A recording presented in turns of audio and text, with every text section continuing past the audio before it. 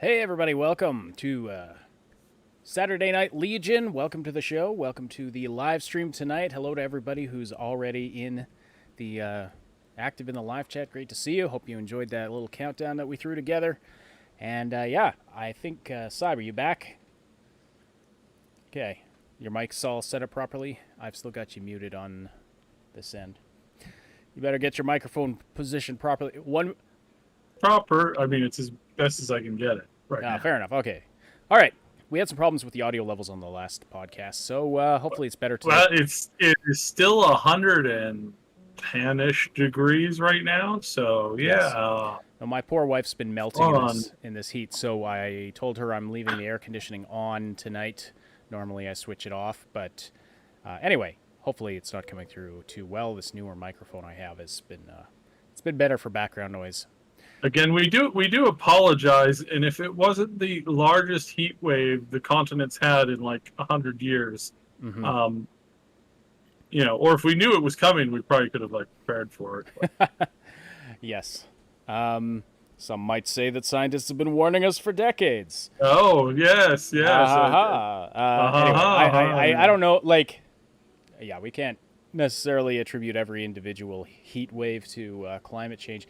It's some people try to. It's what's his name? Pollution is far more worrisome right now than Leo DiCaprio was filming some movie here in Canada, just east of the mountains, and felt a Chinook wind and was like, "I can feel global warming." It's those happen every year and have been for centuries.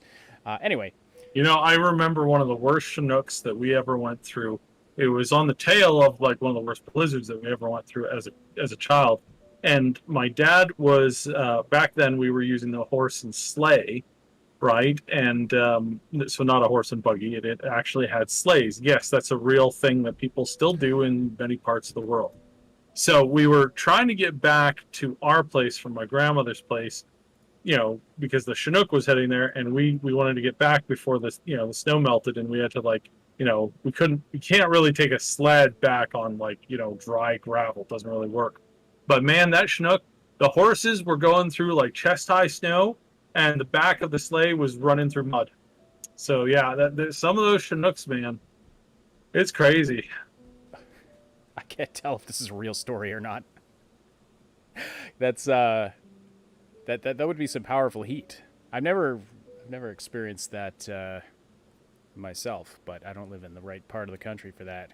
Forest Ali says, I heard there were forest fires in the western part of Canada. There are every year, but and one of them just took out an entire town. So yeah, that was did it really fun? Yeah, I know that they were really bad. Was it last year or the year? But no, must have been the year before. They were really, really, really bad.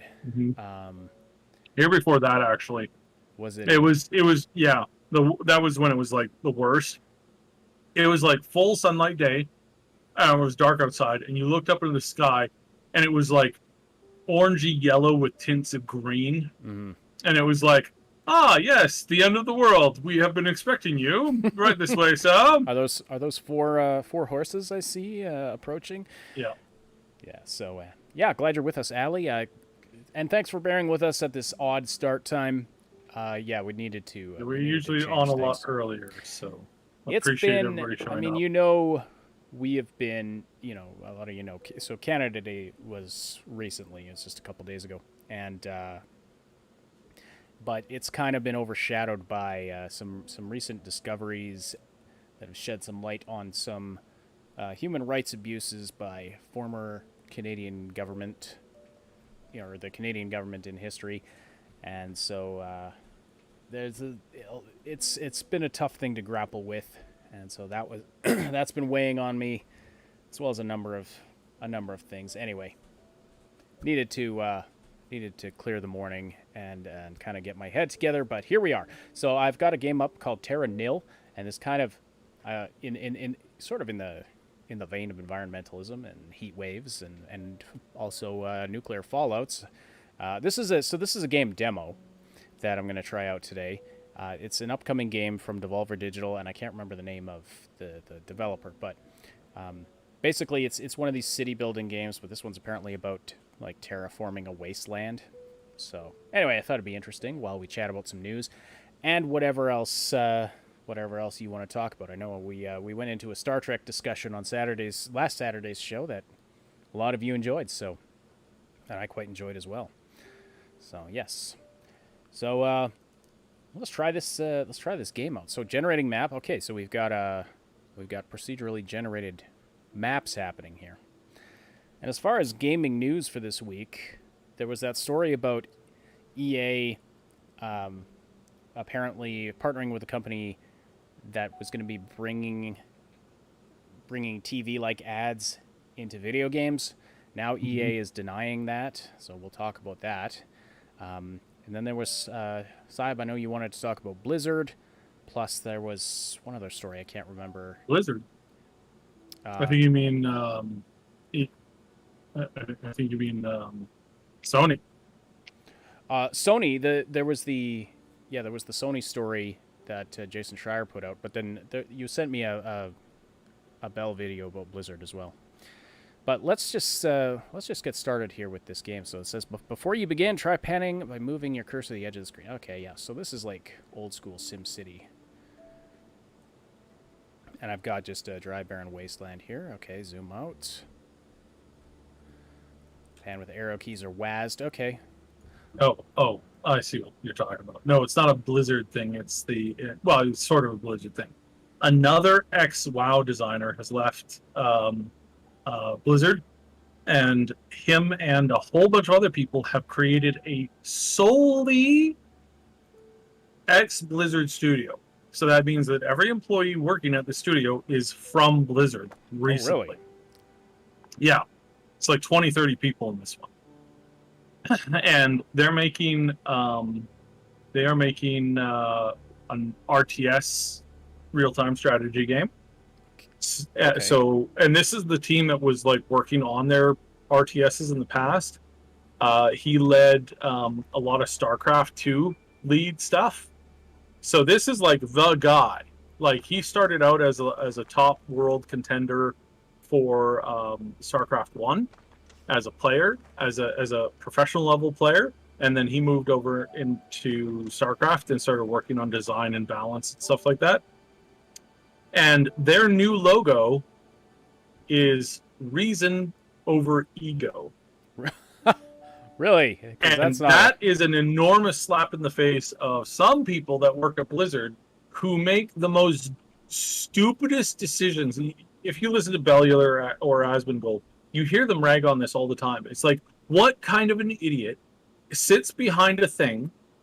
You know, so that every year and a half, 2 years, they want to be putting out a new expansion, right? That's the plan. Well, it's gone down the toilet like so fast right now, right? World events and all that stuff, but also their own incompetence, because they'll make a system for the game that's a new system, like it's like some kind of special like loot system, right? It's like, oh, do this, and you do this, and you get this loot, and it takes like 2-3 months of effort, and then you get this thing, and then what happens is that when you get it, it may randomly be good or terrible, and you have no control over it, but that's just the way that you have to deal with it. And you're thinking, who would enjoy that game? Nobody I know would enjoy that game. That sounds like a ridiculous, preposterous thing that is like, a few inches above utter stupidity.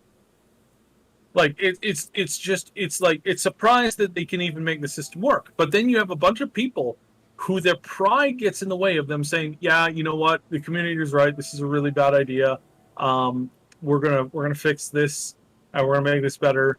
But then their fixes are like, okay, so they fix the gear, but now they add a system in where you can only get access to certain like parts of the gear once every like week because it's on a 4-week rotation.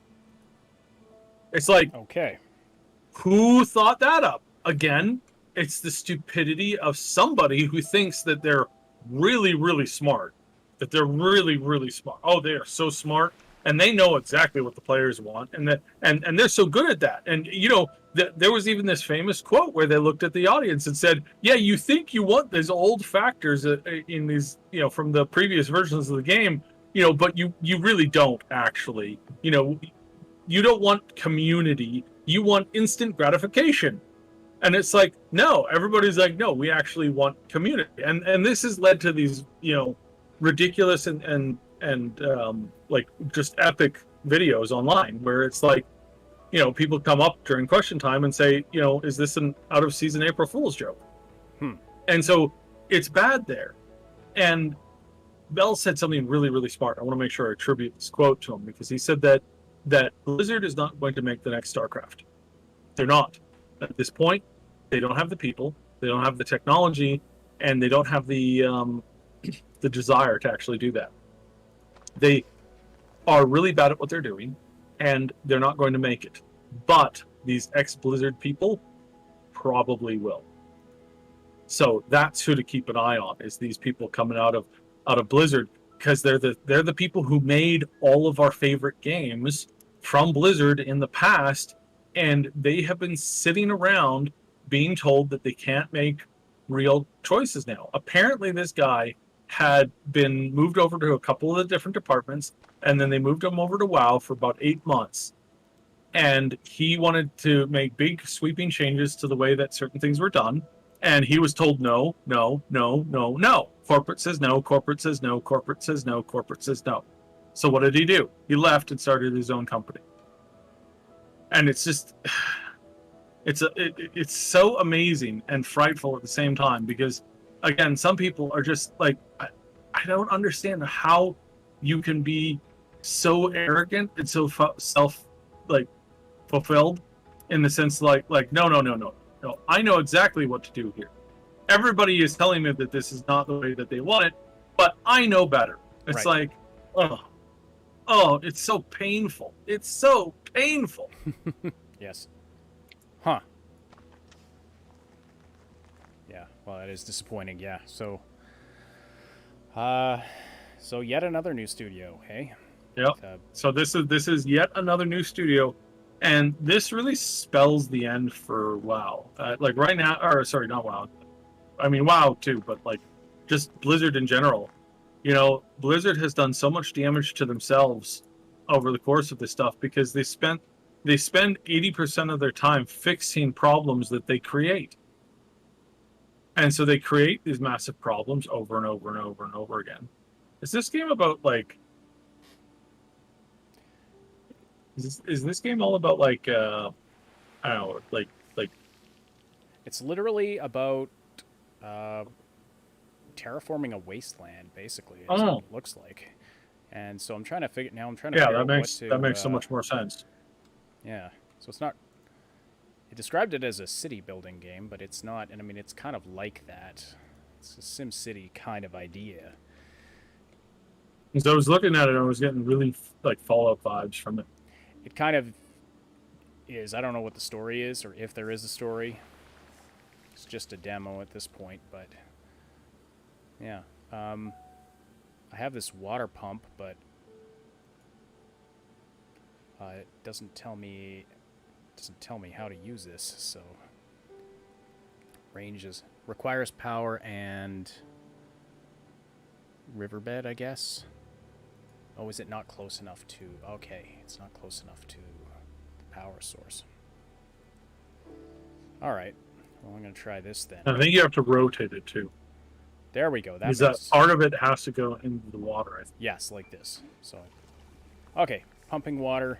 Oh, there we go. That extends the greenery quite a bit. Okay, interesting. And then I'm not sure what the goal. I guess the goal is to get 100% greenery, maybe. Anyway, couple other Actually, I don't know how interesting this is to watch, but it's pretty chill. A couple other things we wanted to talk about, though. Actually, I'm going to read some chat comments here quickly. Yeah, Funky's quoting so many things that have been said by people who have failed upwards in the gaming industry. People don't want single-player story-driven games anymore. Don't you guys have phones? It just works. That is, yeah, I know that's not Blizzard, but that's okay. It's not a No, it's it's the same, and for some of those people that was a wake up call. For other of these people, and this is why they made their company where it's it's a reason before pride, right? Ego. Reason before This is ego. reason over ego, because they're so annoyed with trying to say, hey, we need to make this change. Well, if we make this change, I'd have to admit that I was wrong, and I'm just not cool with that. I've got a career to think about. Yes. It's like that's literally the conversation that's being had. Huh. That's unfortunate. All right, Anyway. so yeah, basically the basics of this EA story is that there was an Axios report that EA had partnered with this advertising system called Player One, which apparently is said to bring So video insulting. ad tech to console and PC games. EA says this is not true. They told PC Gamer that they aren't putting ads in console games and haven't made any deal to do so. Now, they may have partnered with this company, but they haven't actually made a deal to put advertisements into those things yet. I mean, that's the level of honesty that we have sadly been trained to get out of EA. So it's kind of sad when they say something like that. So the tech of this software with this company that they've apparently signed a deal with, yeah, they didn't deny that they have signed a deal with this company. I just from what I'm reading here, they say we wanted to clarify that in-game advertising for console games is not something we're currently looking at or have signed any agreements to implement. I mean, that's very specific. So it doesn't appear that they are denying that they partnered with this company for some reason. They're just saying, oh, we don't have any plans to bring in-game TV-style commercials into our games. So, I mean, maybe they'll make them, a slightly different format, and then they're not TV-style ads. Who knows, right? This is laughable here. Creating the best possible player experience remains our priority focus. Okay, sure. And I'm sure you ride your rainbow farting unicorns to work every day, too. So, the tech is basically it rewards in-game items and currency to players who watch ads. Now, this is something that, of course, we see in mobile games all the time, and especially in the free-to-play ones. Yeah, according to the report, players during that pilot were much more likely to play a game and spend money in it if they could acquire perks by watching ads. So, anyway, discuss. I think that they're full of crap. I don't trust EA as far as I can throw them. They may not currently have that exact plan in mind, but who knows what they're really up to with this. I mean, what else? Again, it's striking to me that they didn't. I mean, they didn't deny that they partnered with this company. And what else would you have? What else would you partner with this company for? Am I wrong?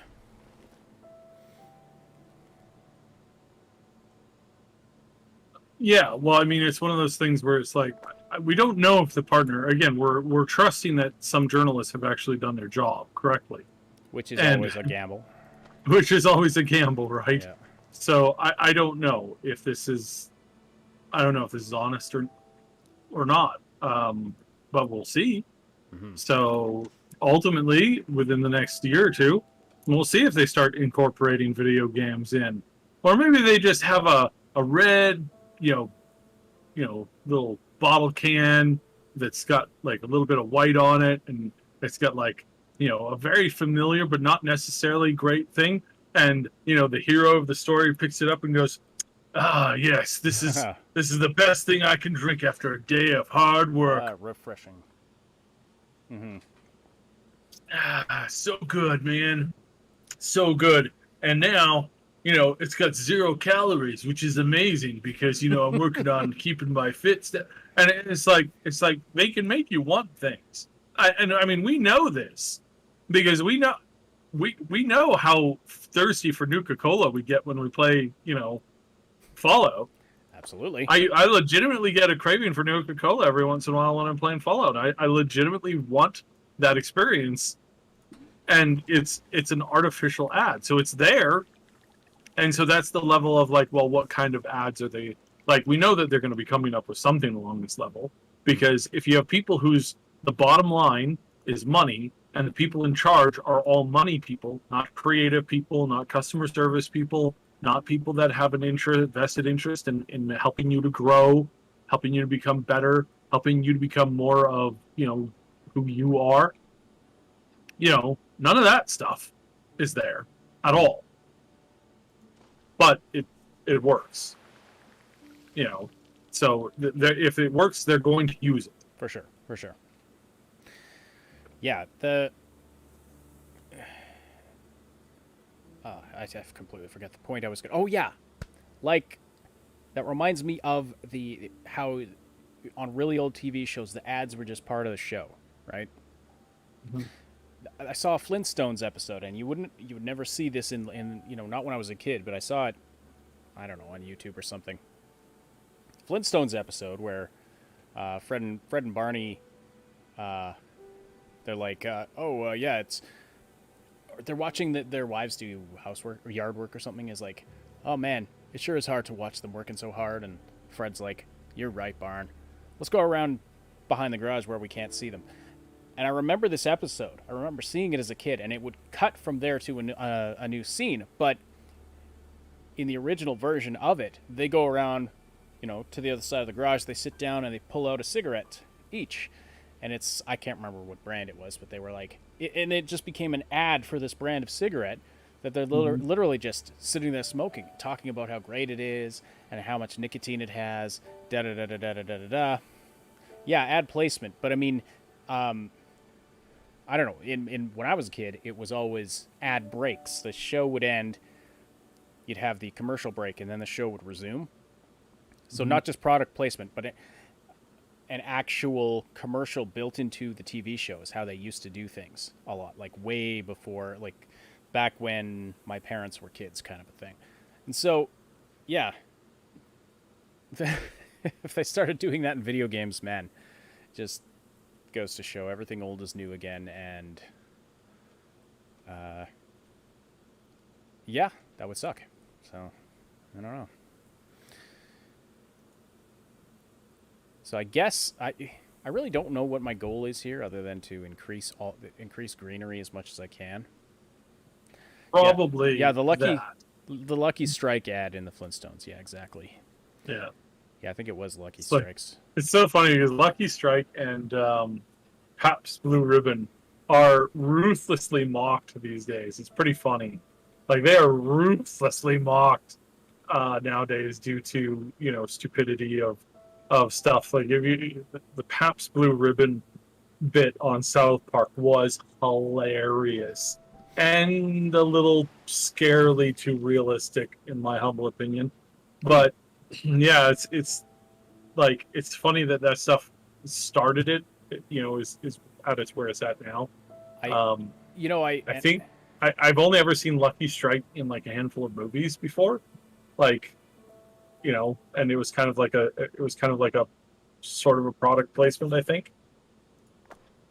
So it's messed up. I didn't see the South Park bit just because I haven't watched South Park in forever, but it's actually surprisingly good. Oh yeah, I've always enjoyed it when I watched it. I've always enjoyed it. Yeah. They're on point with most of their mockery. Most, not all. Some they get things wrong every once in a while, but it's like most of the stuff is Well, I mean, pretty hilarious. yeah, it's they kind of mock things across the board. Like nothing is safe from mockery there, right? And I kind of like that. Hmm. So if I put one of these now, does that increase my? Well, it's an important thing. It's like if you can't make fun of something, then you know that whatever that thing is has too much power. The minute that the comedians are targeted for you know removal for the for the sake of the whatever it is, whether it be the party or whether it be the royalty or whether it be the corporation or whether it be whatever it is, it's like Mm-hmm. no, that's when you're wrong, and that's what everybody does not like. I don't understand how corporations don't understand this. Like the majority of them, I think there's a handful that do. I can't think of any off the top of my head, but it's like you think about it like this. There's a lot of people out there, and that I mean, history books are there. How many times does a power mad tyrant in the form of a company, corporation, party, like how often is that actually good for society? Mm-hmm. Like how often is a power mad you know entity that can't take a joke, that controls everything, and that crushes opposition? How many times is that good for anybody? Like, can you name one event in history where that was like, I'm so glad we had a power mad tyrant in here right now who couldn't take a joke, who couldn't make fun of himself or themselves, or couldn't allow their system to be made fun of, and they couldn't take it on the chin. They got really angry, they got controlling, and then they started, burning people at the stake. Like how many times has that actually been helpful? None. The answer is zero.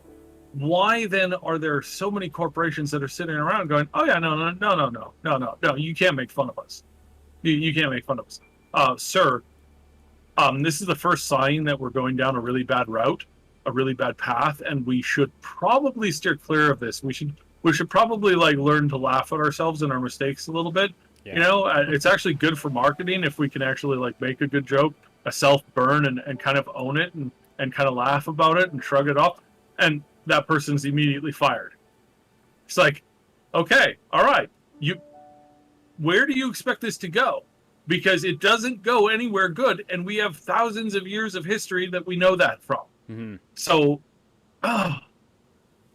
so annoying.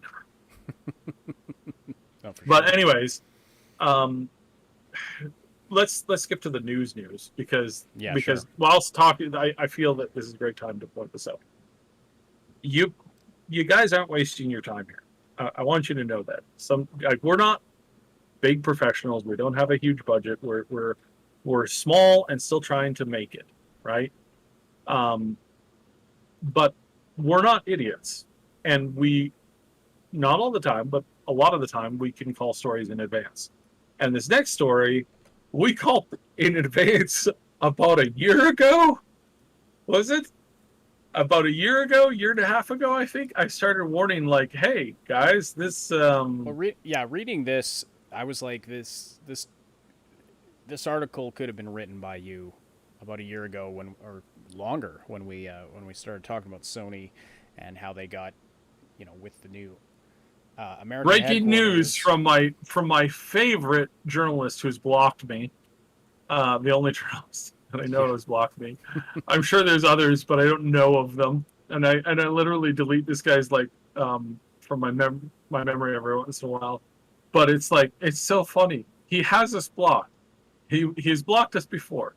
But if he had been listening to us about a year ago, he would have gotten the scoop on this story. So here's the story. Sony has been drawing the ire of indie video game makers. Mm-hmm. Absolutely brutal, cruel, rude treatment, the inability to get certain files, prepped and okayed for upload, removal of games and IPs from the store with no warning, no reason, nothing. It's Yep. you're preparing your game to go live 1 week. You've been designing it for the PlayStation for the past 2 years. and then they just say, "Yeah, we're not print publishing your game anymore," and you're like, "Why? Did we do something wrong?" And then your response is that big hollow white room. You walk into the white room where it's just noise and just whiteness as far as you go, and there's just this, like, if you listen very carefully, there's this screaming abyss in the distance that you can't really like pin out, and it's just nothingness.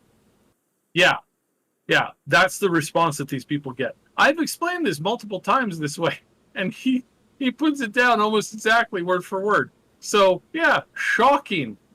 This is on Shocking this is story on here. Bloomberg, but Yeah, is this like this reads like a blog article. I It know. starts off, "Hi everyone, it's Jason." No space between the period and the next sentence. Okay. The video game industry has a new villain of the week. Sony Corp's Villain of the PlayStation. week. This Is has been going on for over a year. Several independent video game developers spoke out against the frustrating treatment they've received from Sony, essentially claiming that the Japanese tech giant fails to properly support smaller game developers. Exactly. And we talked about this. Oh, there's been all kinds of news stories about this. I don't understand how he thinks this is villain of the week or breaking news.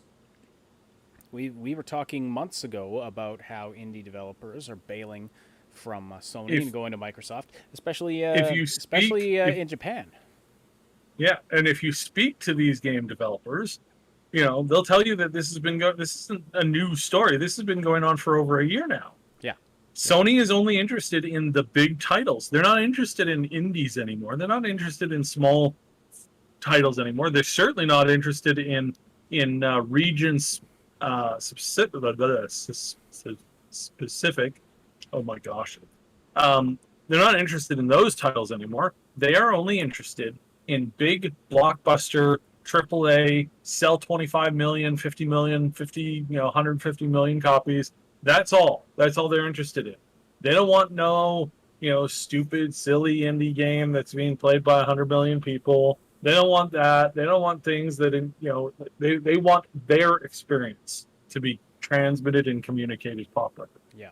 That's it. It says it right here. Massive blockbusters receive prominent display on the digital PlayStation Store. Indie games are difficult for players to discover. Mm-hmm. And also, the developers are saying that their contacts at Sony can sometimes take weeks or months to respond to queries if they're lucky enough to have contacts at all. Yeah. Now, the relationship between smaller studios and Sony is in stark contrast to their rivals, Microsoft and Nintendo, both of whom have shown more of a willingness to support and work with indies. The developers say that's coming from the developers. Sony didn't respond to a request for comment, but because of course they didn't, it'll probably come in weeks or months. About a half dozen people took to Twitter using their real names to express outrage about this, etc., etc. A bunch of anonymous people as well. And they did that because they're afraid of reprisal. I hope people understand this. Is that there's a lot of indie developers who know that if they speak out about this, they're never working with this company again. And it's pretty brutal. And I've got to say that I am happy and surprised sometimes by what I can get away with, and still end up working on a professional relationship with some of these studios. And I gave Blizzard a pretty bad dressing down just a few minutes ago. And I want to say, I'm still on their list of approved people.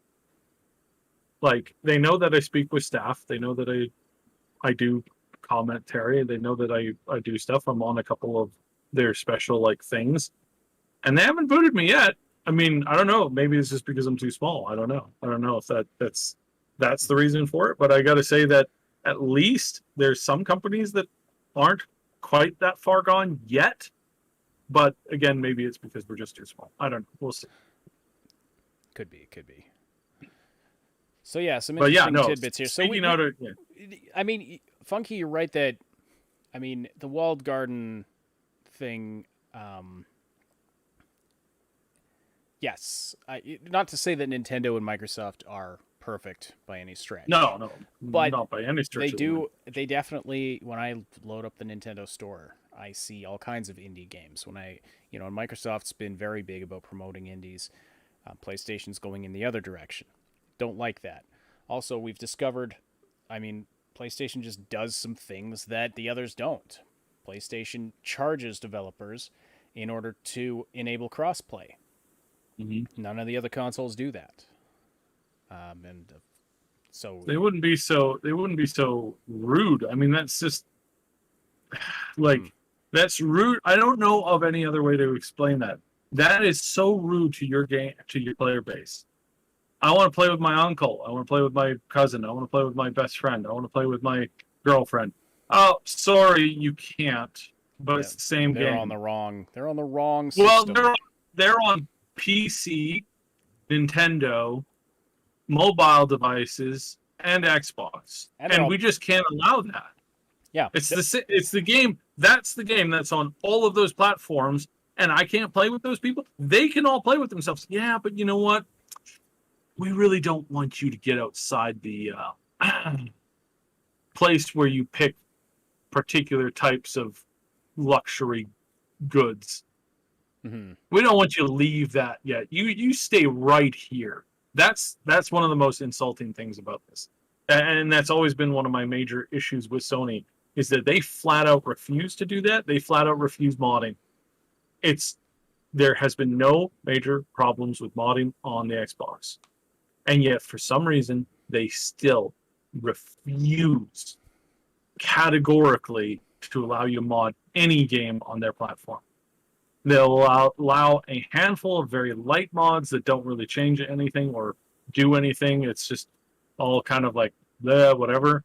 But yeah, they have no interest in letting you do what you want to do. That would be ridiculous. Mm-hmm. So was that something other consoles used to charge for, Funky? I don't. No. I've never heard of it. I've never encountered it. Crossplay for most people has just been something that's just the natural evolution of the industry. Well, sure. And the point is, normal. Regardless of the mindset behind it, and yeah, their mindset is, if we allow crossplay, we lose sales, so you pay a tax. Well, I mean, I don't see the reasoning there anyway, because I'm actually more likely to, if I'm going to choose between, if I am looking to buy a console and I want to choose between PlayStation, Xbox, or Nintendo, I'm going to look more towards towards Xbox and Nintendo, because they allow crossplay. And say, like, the developer didn't want to pay for it, and crossplay is not available on PlayStation, that's a strike against them, so they could lose sales. And if I own a PlayStation and I have a multiplayer game on my PlayStation, how are they losing a sale by letting me connect with someone who plays it on Xbox, rather than restricting me to only people who play PlayStation? Like that, I just don't think that works if you hash it out. So Funky says there's a tax on Microsoft's side, but it's disguised. The tax is labeled crossplay servers instead of crossplay activation. Well, I wouldn't be so sure about that. I mean, I've heard those rumors, but I've also not heard I've not heard anybody complaining about that versus anything else. And there's a lot of indie studios that don't have the money to spend on that kind of stuff who do have access to it, and they've never said anything about that. So I don't know if that's true. And you'd think that somebody would have probably used it as a point of defense up till now, but again, nobody has. So I don't know. I really find that hard to believe.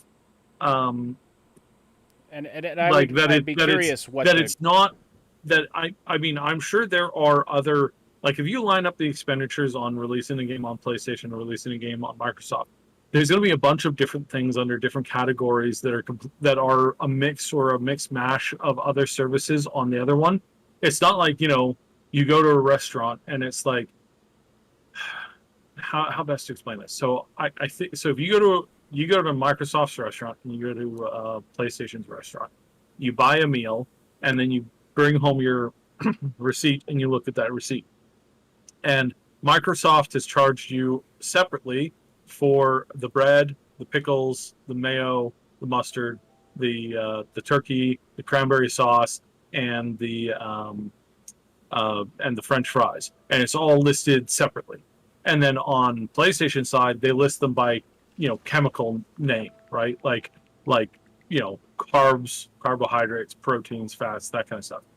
It's equivalency of talking about that. So is there an additional cost that Microsoft charges that covers or disguises that fee?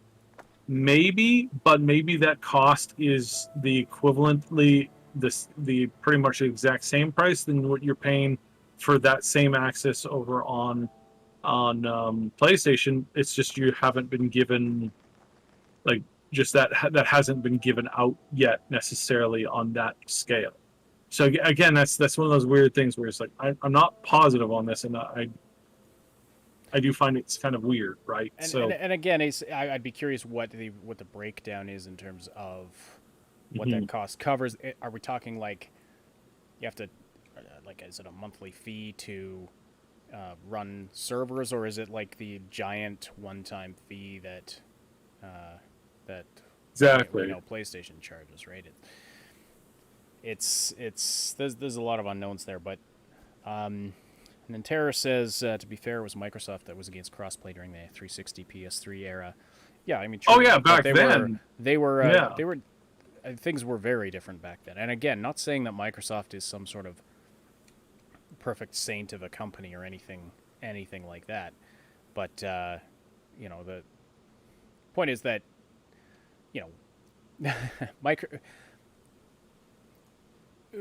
we like things that Microsoft is doing now that Sony is not doing and is against. So it's just kind of what it is. And again, it could change in the future, right? Like any. Of I don't necessarily, and yeah, this is why I don't necessarily want one side to win out completely over the other, and crush. Like when I heard that Microsoft was potentially like thinking about selling off the Xbox and just not supporting it anymore, and they were going to kill the games division too, I was really worried.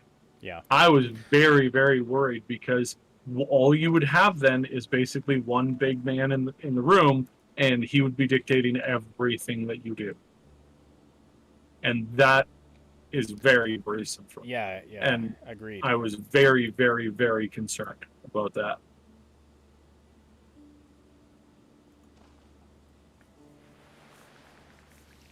In any case, so another thing it said in the article there, which I had the quote I was going to talk about, but the developer that sort of started all of this backlash was talking about how he watched a seminar from Sony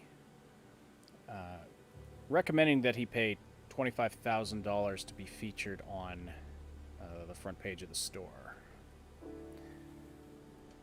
I don't know what's standard in the games industry, but that's a big chunk of change. Who's got that kind of money sitting around? It's a thick chunk of change. It's also very unhealthy. It is really, really unhealthy. And again, I don't know how much this is a problem everywhere else, but I really worry about this being the new norm. I don't want my list of games on my Steam page to be decided by the highest bidder. I really don't. Like, I really think that's a terrible idea. I fully agree, yeah. I don't even really want necessarily an algorithm. I dislike YouTube's algorithm because it plays weird games with you in your head, right? Like, and Facebook does this a lot too. I want the ability to discover things naturally. I want to be able to go through a list of things and just see, what games are trending from usage, not necessarily who's paying out a big chunk of cash. Mm-hmm. Because in the world of like this algorithm thing, you can abuse it. And your channel ends up looking really weird, or your studio or your game or your store or whatever. It just looks bizarre, from an outsider looking in. It looks like a nightmare, and yet that's normal. that's really, really normal. Hmm. And again, that's kind of really disturbing. Well, having an algorithm, I like Steam's algorithm that shows me things that I might like based on what I've played in the past and what I've spent a Yeah. lot of time playing. Like I think that is totally fine. It's yeah, but I agree. Yeah, I don't want it decided by the highest bidder. I don't want I don't want recommendations made to me because so and so paid for, you know. Oh, I've run out of resources. Press here to restart from the beginning of this stage of reclamation. Okay. Yeah, it's very odd. So I don't. Yeah. I mean, this is a pretty chill game. I don't know if this is something that I would play a lot, but I actually don't. Wait, what did I do wrong? Do I have to? I guess I get more greenery if I put. I better put more of this in. Let's green this up. You know, I was reading about the pollution that they're getting from windmill blades. It's a huge problem in lots of places in the world. Pollution from These windmill blades. Yeah, the windmill blades only last for a short amount of time, and then they have to be replaced. But they're like this super compressed fiberglass, which they don't have any way of reclaiming that necessarily, or it's just very expensive to reclaim it. And I'm thinking like, well, we should probably just plant them in a forest, or not a forest, sorry, a desert. Should literally just plant them in a desert so that they just create shade for vegetation. Really hot deserts, because I mean, like, they're big and they're white, and if you create a little bit of shade, that then you can, like, put out some, not sunshine, super sunshine dependent vegetation, and then it can grow. I mean, that's just my 2 cents, but yeah, so something interesting concept. Yeah. Sorry, I got all sciency. The new Star Trek shows don't work. It proves that the Able Star Trek is not the seller. It's the same for every label. Yeah, no, that's true. Every label is. I mean, you have some mild success, and if you shoehorn it in enough, you will. But it's like the humor. Yeah, wish Moon was here right now. By the way, Moon is out. She Oh had to yeah, go do sorry. Yeah, something. we don't have Moon with us today, unfortunately. So, anyways, Moon and I were listening to this audio clip of what was considered premium entertainment back in the 80s. This was premium entertainment. And it was bizarre. That was the only word that Moon and I could think of to talk about it. It was so bizarre. Yeah. This was premium entertainment like, when? In the 80s. It was premium entertainment in the 80s. It was a guy singing to a collection of people at a dinner party. And the songs that he sang were, I mean, the dude would be like canceled in a heartbeat if he tried to sing any of those songs today. Right, yeah. Like he would be ousted so fast. he would be annihilated.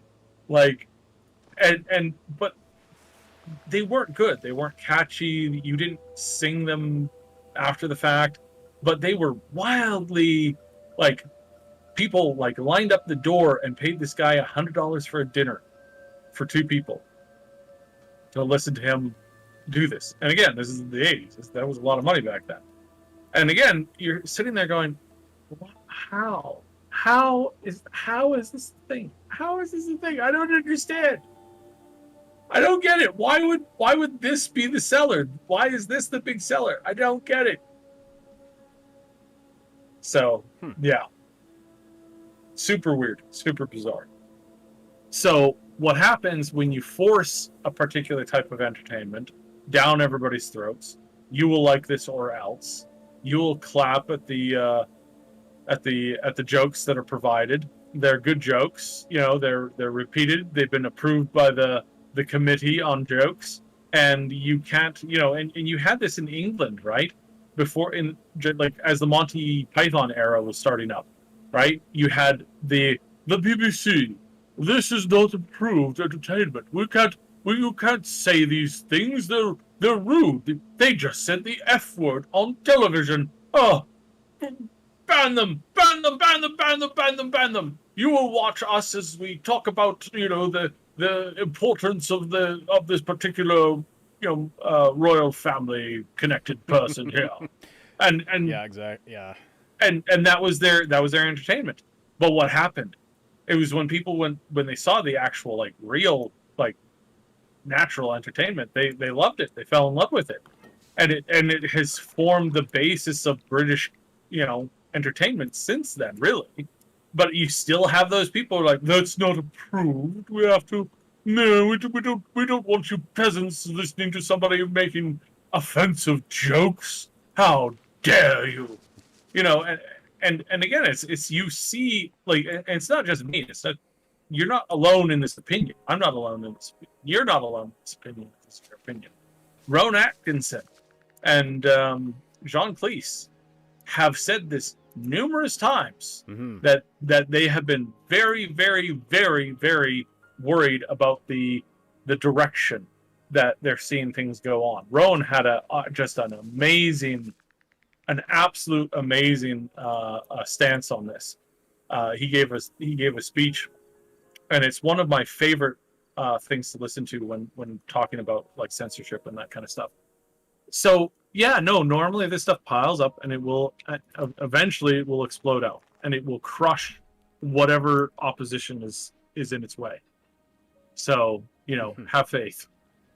Don't worry too much. It will things will change at some point. I don't know if I can promise that they'll change soon, but it changes because you the people, we the people, we we value freedom, and we value the right to be able to dig our teeth into something that's funny for the sake of being funny, even if it's a little offensive, because you have to risk being offensive to think. Like, you have to risk being stupid to think too. Like, I've asked a lot of stupid questions in the past. I've had a lot of other people ask me really stupid questions. And I try not to be, there was somebody who asked me a really ridiculous question. I had to explain what the concept was behind a power grid to somebody the other day that was in the industry, where they should know that. Like, they are in the industry where they should not only know that, but should know it like off by heart. And they're like, but that's not how the power grid works, right? And I'm like, yes, it is. That's exactly how it works. What, really? Are you sure? I'm like, yes. But like, are you sure? Somebody else was talking about, they were having a conversation with somebody who's like, he's like, we don't need these power plants, man. We can just shut down all the power plants. And he was like, no, we can't do that. Millions of people would starve to death, freeze to death, die. He's like, no, man, you just get all the power you need from the plug in the wall. It's like, where do you think that power comes from? Like, dude, it just comes from the wall. Like, you just build it there, and the building creates it. It's like, is this a bit? Like, yeah, that's are you being funny? That is so stupid that you have to really wonder, hey. Oh, I mean, and again, I understand some people, they're not experts on certain things in certain fields, and like, obviously they ask the question, and it's like kids ask the questions all the time, and you want them to be able to ask the question, but at the same time, for the love of God, you can't let these people make the rules, because they're idiots. My 8-year-old knows that power comes from power plants. It's shocking that some people they didn't even understand where their food comes from. It's like, food just, you just make it. Like, why are we giving this money to farmers? Reminds me when I was a kid, and I would ask for something, and my parents would say, oh no, we don't have the money for that. And I'd be like, well, then just go to the bank and get some. Like, right. Because just go to the bank. I remember machine, when I asked my dad for something, and he said, "Son, money doesn't grow on trees." And I said, No, no, Dad, no. Of course, Dad. I don't. I know money doesn't grow on trees. If I thought money grew on trees, do you think I'd be in here asking you for some? I, I'd be out there picking it up off the ground. yeah, exactly. Climb the tree, get some money. That's funny. So yeah, no. I mean, I get it, right? I get it. It's not everybody's, necessarily smart in those kinds of ways, right? Mm. Like everybody's a little bit different, but still, there's some frightful things that are Well, decided. I mean, there's a basic understanding of, things have to come from somewhere. Energy comes from somewhere, money comes from somewhere. You can't just you can print money, but that doesn't create value. At the end of the day, a dollar bill is just a piece of paper with an agreed upon representation of value. Here I'm going into economics. Anyway, back to like what you were talking about comedy. Yeah, I've been thinking a lot about comedy because I mean, as people know who are money comes from the machine in the wall. That's what I thought when I was 4. Some people Mhm. still think that when they're 54. And that's where there's a problem, right? When a when a 4-year-old thinks you just get money from the magic money machine, that's one thing.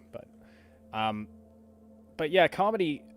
I've been thinking a lot about comedy because, as a lot of you know, if you follow our channel, I enjoy writing comedy, and I'm working on a project now that I'm trying to push the boundaries with a little bit. I'm not going to say too much about it yet, but I find I self-censor a lot because that's just what I'm used to, and it's like, okay, this is going to piss off this group of people. This is going to piss off this group of people. Do I care? I don't know. And of course, I have to worry about whether or not, whether or not YouTube is going to, because YouTube's it's an interesting place to put your content because their copyright system can be abused incredibly easily because they just let it happen. Unfortunately, they'd rather let blatant copyright abuse happen than actually put some effort in. But I agree that you watch some of these nice sanitized comedy shows now, and they're just awful. It's like yeah. Yeah, it's not funny. It's like there's no humor in it. You do get humor. There is some, but it's like it's so maligned and controlled. It's like oh no, there's been an explosion of chocolate goodness in Hershey's, Pennsylvania. Now, was it the train colliding with the cocoa bean, or was it, I don't know, the chocolate factories? I love that bit. Oh my goodness, That was actually pretty funny. Yeah. that was. I mean, that was Those the late best night late night comedy I have seen in about 3 years. No, 6 years. It was the best late night comedy in 6 years. Yeah, It's like, there hasn't been a lot of great. A lot of those late night shows I never really understood. There was a show. There was a show we used to have on the air in Canada called the Royal Canadian Air Farce. That was funny. It was like one of the only actual funny, really good comedy shows that were produced by the CBC, which is our government-owned media channel. Because there's very little. That's the country we live in. Yeah, there's very little that's on the channel that is funny to that level anymore. It's kind of sad. Let's see. Funky says, Ash, put that thing in the left, please. That's what she said. No, sorry. Yeah, trying to. So I've restored a couple of the biomes. I've restored the flowers biome. I've restored the wetlands biome. Now I need to do forests. To do forests, I have to use the desiccator to burn out some land and then use the arboretum to create a forest. So, but that's gonna also, okay, let's do it up here where I don't have my other biomes. What does this require? Anyways, so Oh, I need to put a solar amplifier. See, this is here's why don't we just use this video game technology? A solar amplifier strengthens the sunlight in an area around it, allowing for the lighting of fires.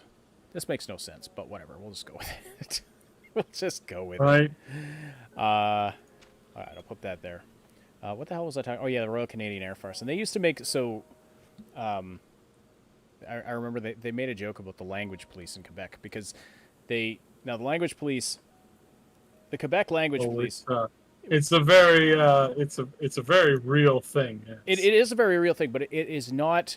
You might laugh. You go, language police. Is that like Yeah. fashion police? No. See, the fashion police don't actually exist. They're a bunch of random people who take themselves too seriously on the internet or whatever social thing you're at.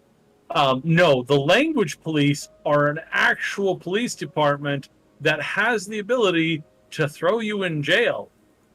So yeah, no, that kind of language police. We're not being we're not talking in examples. What's the term? Well, we're not. It's not a metaphor, basically, and it's not. Yeah, we're not talking in metaphors. It's a real thing. It's not. It's not like the language police now. That's like you use the wrong pronoun or you're using the wrong word for that. So yeah, in Quebec, it was law that if you had a business, it was either you could put your signage up in French and English or only French. You could not have only English. That was against the law. And also the French had to be bigger. It had to come first, etc., etc. This was a real thing. I don't know if it still is, but it was. And anyway, so there was a news story once about, the language police got after this restaurant owner for his coasters being only in English or something. And the Royal Canadian Air Force, they took that story and they did their version of the story in which the restaurant owner was like, so he swapped out the coasters for bilingual ones, which were a picture of a hand giving the finger. Hilarious stuff like that. I miss that show. Mm-hmm. All well, right, it definitely wouldn't be allowed to exist in the same way these days. Well, it might, as long as they kind of sanitized it. But Funky mentioned it earlier. The BBC. Someone at the BBC said, "Yeah, there's no way we would have greenlit the Monty Python show nowadays." That fire is going a lot further than I expected. Are you sure this is a controlled burn? Oh dear. I thought this was supposed to be a controlled burn. Okay, and that demolished my buildings too. Okay. It's a controlled burn. It's just going to burn everything and possibly stall you out. Yeah. Now I can plant an arboretum and make forest. Yes, there we go. See? Environmentalism is fun. So, anyway.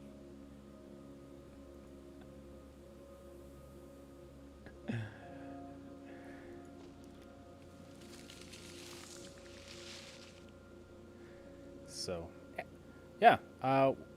We've got... Oh, but I need more... that burned up some of my flower land, so I got to put another beehive. Funky's right. Yeah, it was controlled. It went everywhere there wasn't any water. Yeah, exactly. So now I guess minus 25. Give me some somewhere where I can put. Yeah, controlled burn is one of the reasons why we have so many problems with wildfires these days. Because the majority of forestry management doesn't like doing fires and doesn't like planting trees that are not, do not typically cause fires. So a lot of trees that there needs to be a fire that, goes in and roasts the ground and triggers the next generation of their trees to grow. Otherwise it just dies out eventually. Right. Yeah, controlled. Yeah, forest fires are It's part of the natural cycle of nature. Like, I mean, you could maybe get around it, but you'd have to do a lot of you'd have to do a lot of planting and growing on your own. And then there would be a lot of other additional problems that you wouldn't really realize that are super relevant. Mm-hmm. Oh, I have birds. I have birds flying across. They have returned to this land of lusciousness. All right, so with biodiversity restored, we can begin the process of cleaning up. You need to construct an airship of recycled materials. You've also been given access to advanced weather technology. Okay, clearly it's based in absolutely realistic, real-world technology. Let's see. Temperature pylon uses solar amplifiers to increase the ambient temperature. This doesn't seem like a good idea. Start messing with the weather. Humidity pylon uses water and wetland to increase humidity, but wasteland decreases it. Alright then. So I gotta construct an airship. Okay, requires water. Provides nothing.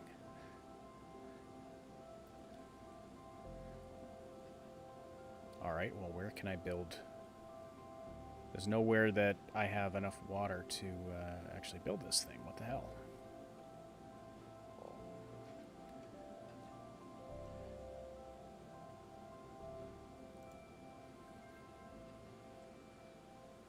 Was there more water space over there? Oh no, there Oh, isn't. I built it on the land, but it has to be beside water. Okay, gotcha. Lols. I thought I had to build it right on the water.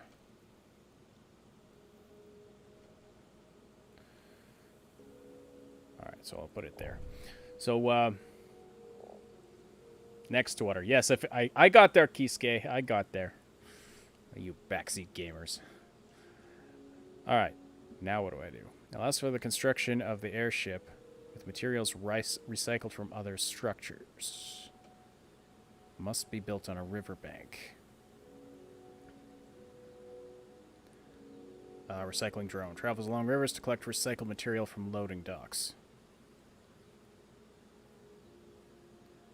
Loading dock. Requires drone. Loads recycled material from the surrounding buildings and silos onto a recycling drone. Pound lot. Okay, but which comes? I'm having a chicken and egg problem here. Silo. Silo provides recycled materials. Okay.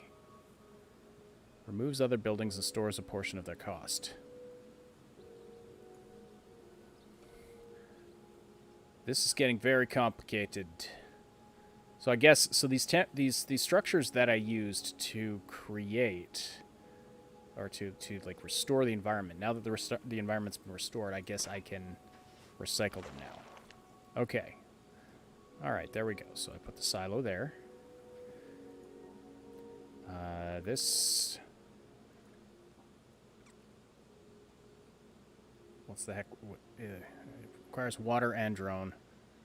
Drone requires.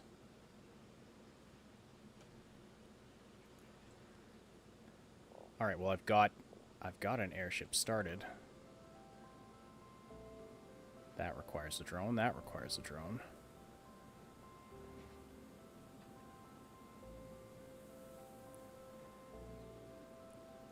Oh, I put it. Oh, I see. Okay, I gotta put it right there, and then I put. Oh, there. Now my drone's going. Okay. So it just. What the? I was not expecting that. All right. So if I put that there. And this there. So I get it. All right. So I made all the buildings. I did all the things. I restored the environment. Now I'm recycling everything that I put in the world because it's not necessary anymore.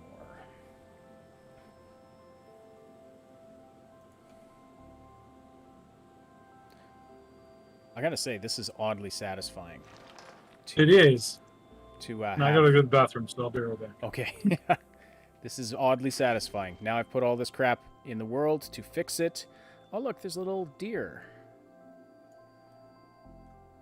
in my grasslands. Do I have to recycle everything now? Is that the goal?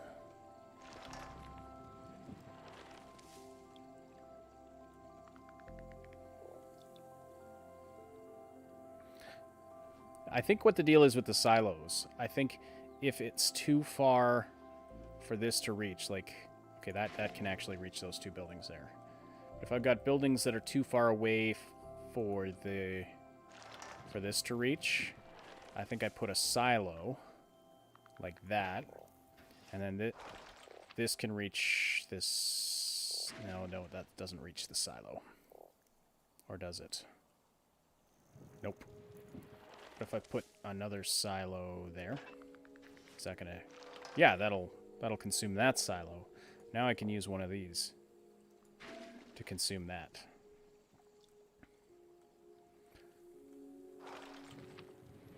Awesome. So what else? What else is on your minds tonight, everybody? We have covered all the news stories that we intended to cover, so is there anything else that you want to talk about? I actually... Oh, by the way, I think it was it Kisuke or was it someone else who had suggested we play the game deck demo, and we went and we looked for the game deck demo. The previous game deck demo has been taken down, and now there's going to be another one, but not for... I don't think it is out for another a week or 5 or 6 days or something. So we were going to check that out. I was going to play it here tonight, but unfortunately we just can't because it's not available. Looking at content requests, the content requests channel, we've got a story from Jamuse. Posted this story from Jeff Grubb.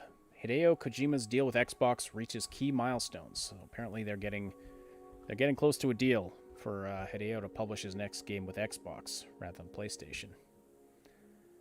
Oh, what's this one say? We won't see Dragon Age 4 or the new Mass Effect at EA Play Live this month. Was anyone actually going to take in EA Play Live?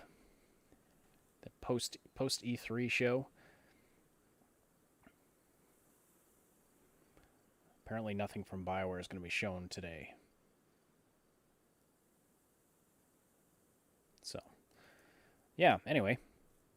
Yeah, EA, who cares? I agree. Let's see. The new business model... Oh, Funky wants to talk about the new business model around next-gen development. A game is released, and then its next-gen version is a new sale, Sony world. I mean, yes, but like Sony's doing a lot of double dipping with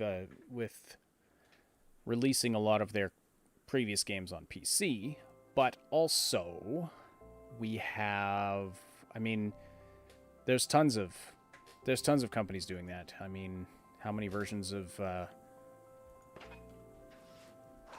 GTA 5 have there been? How many versions of Skyrim have there been?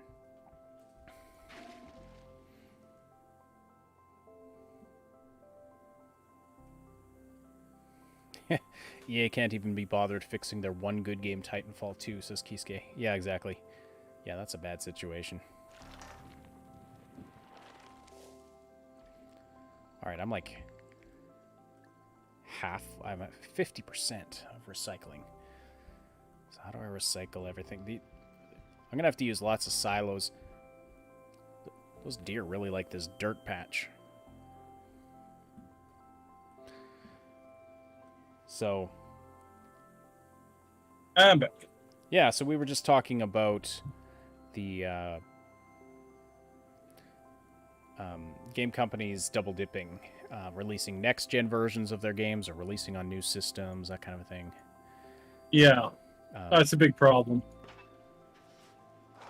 Like, there's that problem, and then there's a bunch of other problems, too. Yeah. And oh my goodness, some of these problems get really interesting.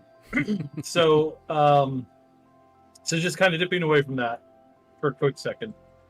Chronicles of Illyria was this MMO that was offered where you would play your character and then your character would slowly age and you had to marry your character off and have a kid so that way you could play as the kid. And then the same thing over and over and over again. And it offered this Skyrim level of world intensity of being able to pick up and loot objects, everything in the game essentially. Then you could also build houses and there would be an ecosystem of trade and all this kind of stuff. Mm-hmm. By a guy who's never designed a game before ever. Allegedly. I have to use allegedly in a lot of this because he's very lawsuit happy. So allegedly, they have now, after it's been a decade and $8 million. They put out an isometric game that looks like a really bad and very, very, very old version of Sims. So not the game that they were offered, Right. Full 3D, first person, third person experience. And they showed trailers of the game before. They had just so much that they showed off over the years, and people were expecting something, and then they kept pouring money into this. And I knew from the get-go, 10 years ago, I looked at who it was. I talked to a couple people, and I was like, this game is never going to get made. This guy has no idea what he's doing, and there's no way in hell that anybody running this company is going to be smart enough to put out even a mildly comparative product, let alone the actual product that they're promising. And there were so many fanboys who were like, "Oh, you should go back to My Little Pony or whatever." It was really crazy, really creepy fans. Well, the story out. So they put out this game and they said, "Yep, that's the game now. We're working on that's one game that is the quote unquote source bed for the next MMO, the MMO that they promised that they're still working on." Right. And it's just kind of this is one of these games where the developer has sued almost everybody that has spoken negative, and so it has just hit the wall really bad this last week. So not every indie developer is worth their salt. Obviously, this isn't necessarily an indie developer. This is a wannabe developer, and that's what the problem with the Kickstarter games are. Is that a lot of those people are wannabe developers. A lot of them. They don't have any gaming experience. They're like, I want to make a game, and I'll just hire people, and we'll just have a vision, and we'll just make it happen. And so what's this called? This was called Chronicles of Illyria. Illyria? Okay. Yeah, EIY something.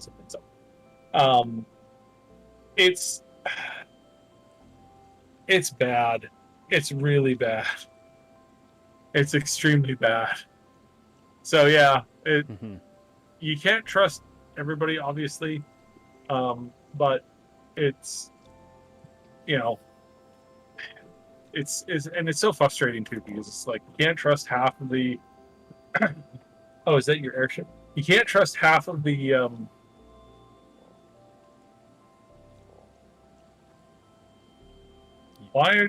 Where'd all your tech go? Did you just pile it all onto that ship? It all got recycled. It all got recycled. Oh, so interesting. Yeah.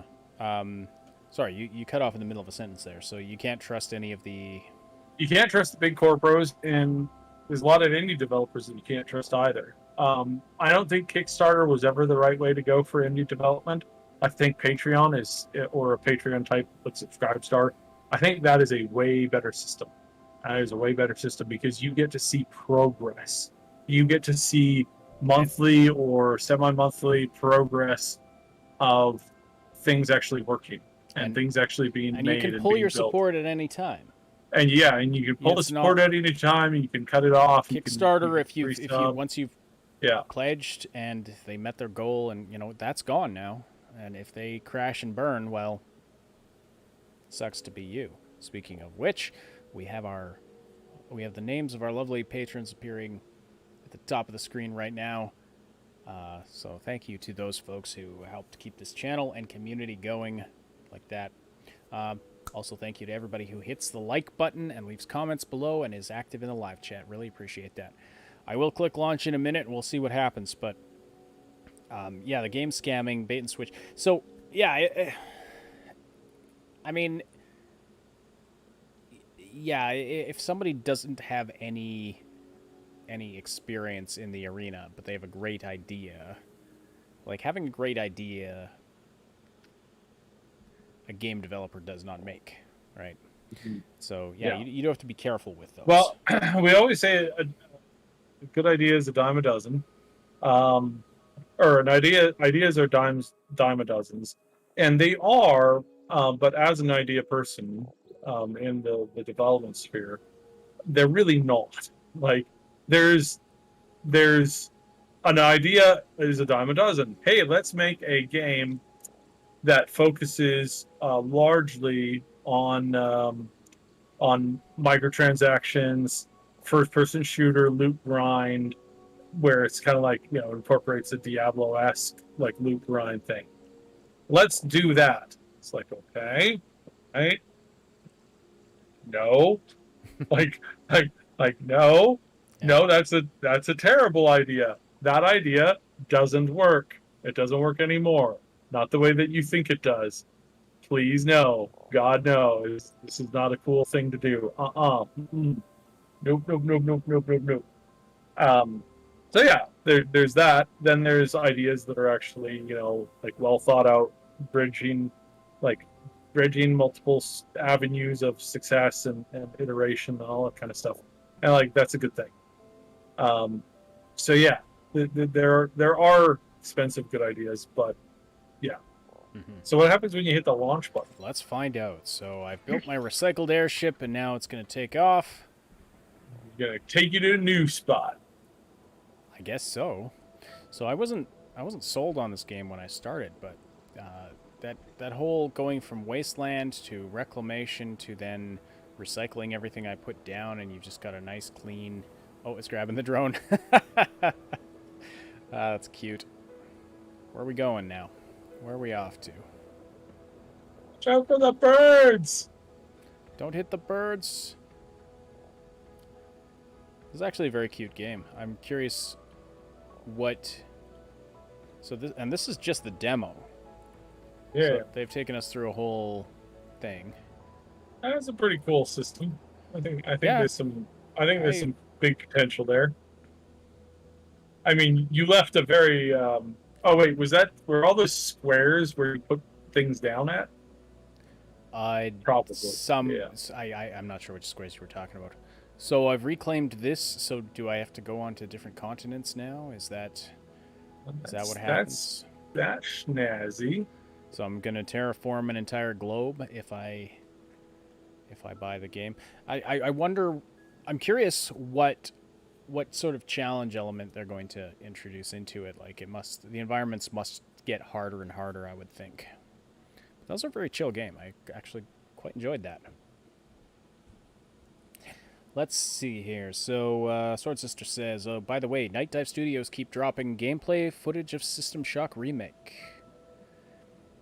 But it seems to be a slow progress.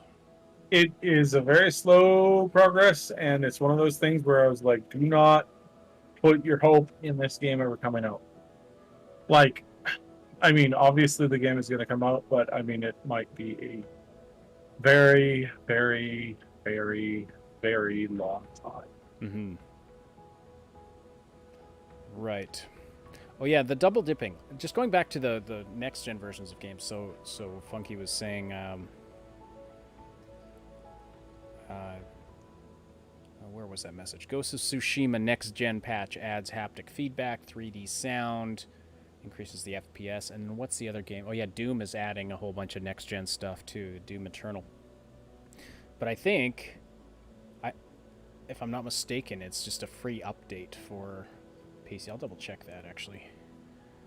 I'll see if I can find the info. But see, that I think is the way to do it. If someone already owns your game and then you upgrade it to next gen tech, if they've got hardware that can run it, you should just give it to them. They're like, thank you for buying our game. Here's an update that makes it even better. And to their credit, that was the stated goal of CD Projekt Red with Cyberpunk. They're just going to give you the next gen version for free. And for free is like, you've already bought the game, right? You own the game. They made a better version of the game. Why should you pay for it again just to get those perks, right? Plus, the company is probably not losing much by doing that, because I think while there are a handful of people that would buy the game twice, that's probably a small percentage of their total user base. But the goodwill they can garner by saying, here's the upgraded version for free, I think is worth it. That's my opinion.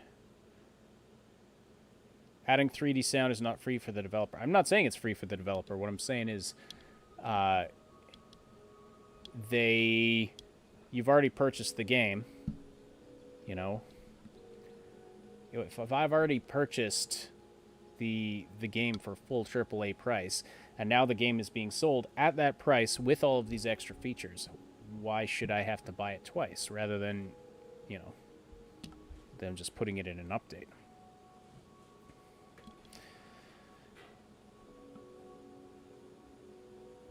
That's my opinion. Exactly. That's my opinion. Yeah, Doom Eternal it's getting ray tracing, and now you can see even more guts and visceral explosions of bodies. The lighting, what ray tracing does bring to lighting is very impressive. It's not like it's game breaking. Like lighting, like it was noticeable when I realized that Resident Evil 8 actually had RTX support. I was like, oh, I didn't actually know that when I bought it, and I switched it on. It just pushed it up that extra level in terms of quality. Like, when I'm walking around with a flashlight, I wasn't seeing incremental extensions of my light as I moved forward. I was seeing a more accurate lighting, and it added something. It's not like it was unplayable without it, right? But it definitely added something.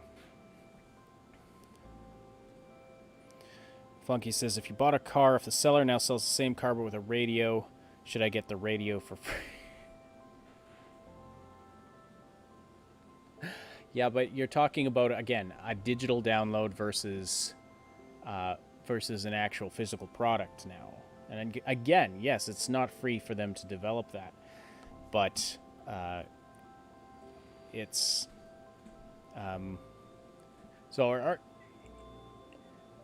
I don't know. I'd have to think through that, but it's.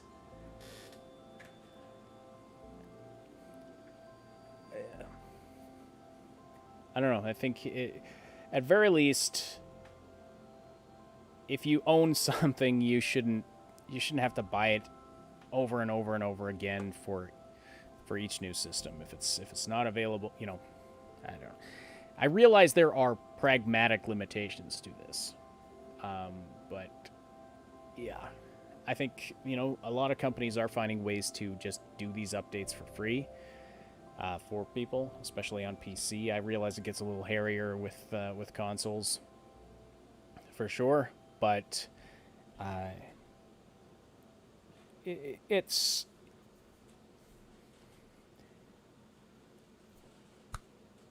Yeah. I don't know. It's I think a lot of companies are finding ways to do it where they are just giving that away. And there's still going to be increased sales from it. People are still going to continue buying the game if it's good. So they're not just putting in money for nothing.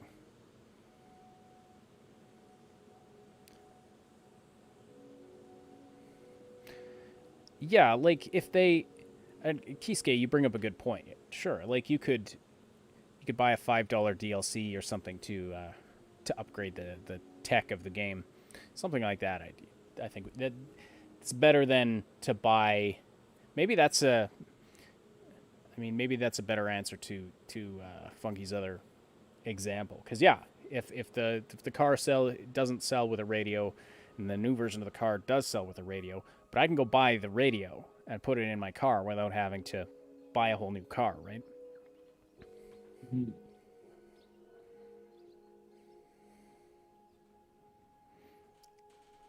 So the next gen patch is $30 for the DLC is 20 and the DLC plus next gen patch is 30. I mean, yeah, so that's not bad, but at the same time, why not just throw it in with the DLC, you know?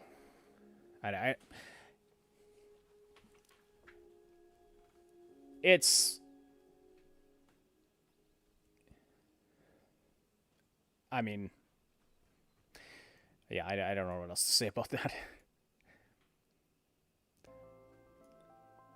Yeah, There's with the we're patches, oversimplifying it. the I agree. patches are the weirdest thing, where they're like, yeah, this is the, we're adding like ray tracing in. It's like some people are charging for that, and it's like I get it, but at the same time, it's like if you couldn't afford to do it without charging for it, then why do it at all? Or why not just do that change but throw it in for free with a DLC patch update? So if somebody didn't buy the DLC, they still get the patch that changes the base game, but that just encourages them naturally to get the DLC that you're charging, that you've worked those costs into. Mm-hmm. I think that makes sense to me, but I don't know. Mm-hmm. We'll see. Of course the developer's not obligated to do that. Right? Yeah, I mean, of course they're not obligated to do that. They can do what they want. They can do whatever people will buy. But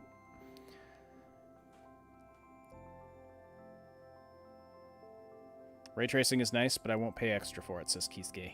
Yeah, I think I'm inclined to agree. I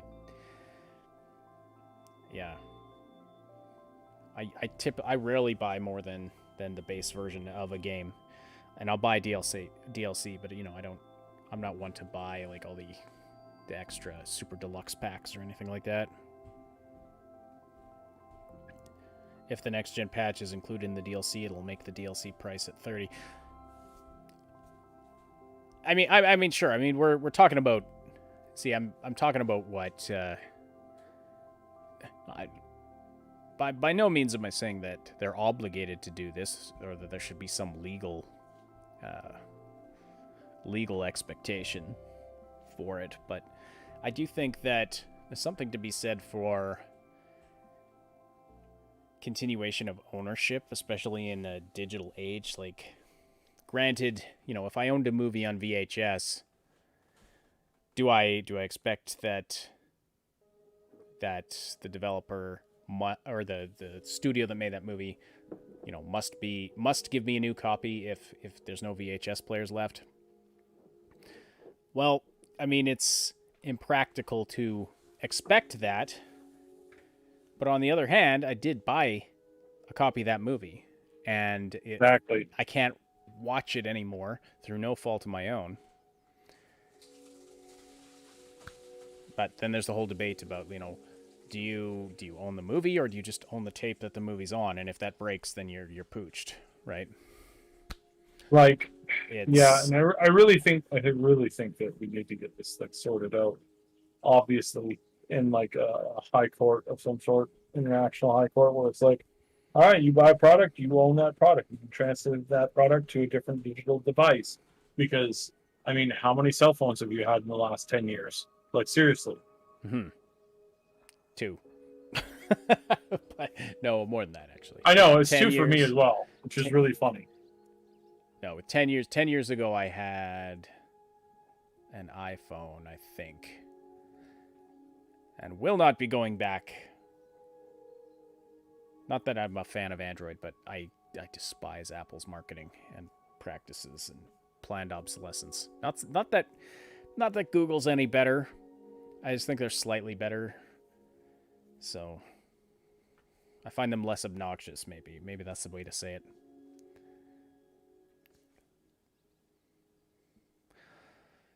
Yeah, Kisuke, if you could somehow find a way to tie a digital product to your identity, but then that comes with a host of other issues. I think there's going to be. I'm really interested to see. So Game Deck, we were going to be playing this today, but the demo got pulled back. Apparently, it was not a good slice of the game to show off. It was a very bad slice of the game to show off, apparently. So I don't know if that means that we're going to have some problems with this. I'm not holding my breath. I'm hoping that it's good, but I'm still not holding my breath. I hope it's a good game. I really do, but I'm not crossing my fingers or anything like that. I'm going to play it. I'm gonna buy it. I'm gonna play it. I'm gonna review it, and then we'll see. But one of the one of the things, like just thinking about that, is like that's in the world where games in that universe are life, really. Like there's no difference between that life and your regular life. And if you get killed in one, oftentimes you get killed in the other. So it's really interesting to see, and I'll be interested to see kind of where they go, because there's very few people that are willing to tackle that kind of aspect of things. The only other thing that tackled that roughly, I would say, would be this series that's built around Sword Art Online. It's an anime series. There's more than just that series. There's a couple other book series and show series that are tied into that universe. Most people don't know that. Like, not like most of the fans obviously know it, but a lot of people don't. They think SAO. They think literally just the one, the one show, and there's 5 or 6 additional like runoff series now, and like series that are like ahead or behind in the timeline, and book series and stuff like that. So it's very interesting. I really am. I'm really excited to see where they go with this here, because that was the only other game where they covered like digital, deep dive VR crime. Like, and that's a conversation that we need to start having. Like it's one of those things where it's like we need to start having these conversations and laying out, what the law is essentially. Because we're going to be heading to some weird, very strange places in the not too distant future, unless of course we all die from yeah stuff. But it's like we need to start hammering this stuff out now, sooner rather than later. Like I remember reading a local newspaper had a story about like crimes reported in 50 years, and one of them was a man was arrested today after rigging a vehicle with a control device so that he could drive the vehicle himself.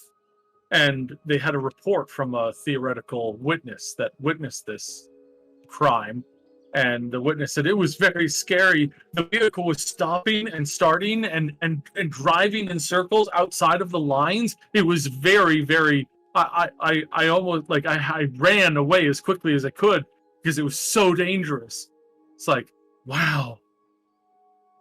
And then the other one that was it was another story that was very, very interesting, where there was a woman who had a digital like hookup to her brain for her computer, and her husband reprogrammed a part of her personality, and he was now being like taken to court over personality alteration, which was akin to murder. It's like you've created another life form, but that life form that was there, is not the same life form anymore, because you've permanently altered their core being, you might say. So it's like conversations like this are things that I'm sure at some point we'll get to, but yeah, we'll see.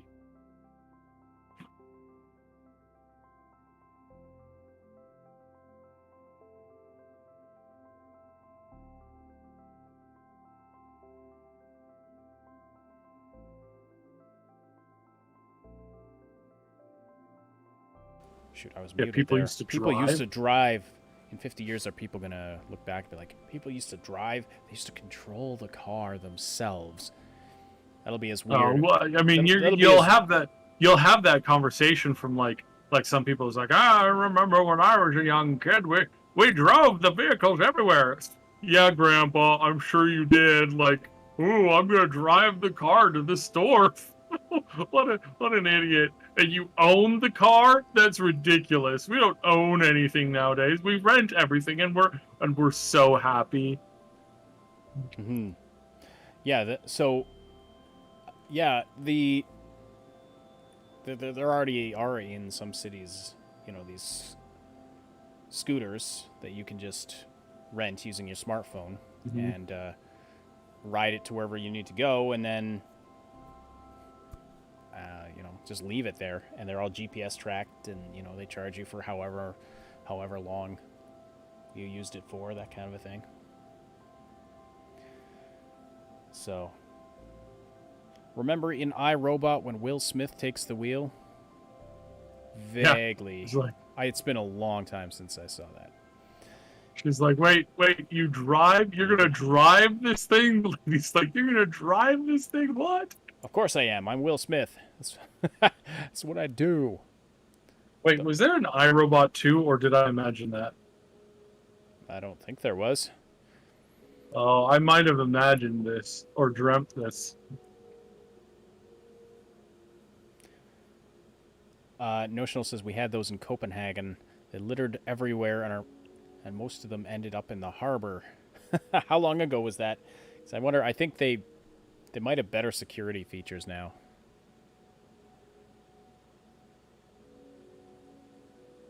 Okay, yeah. So we did not see an iRobot 2. I dreamt of an entire iRobot 2 movie, so it's in my head, Mm-hmm. and it's really funny because it's like, so it's It's actually a whole movie.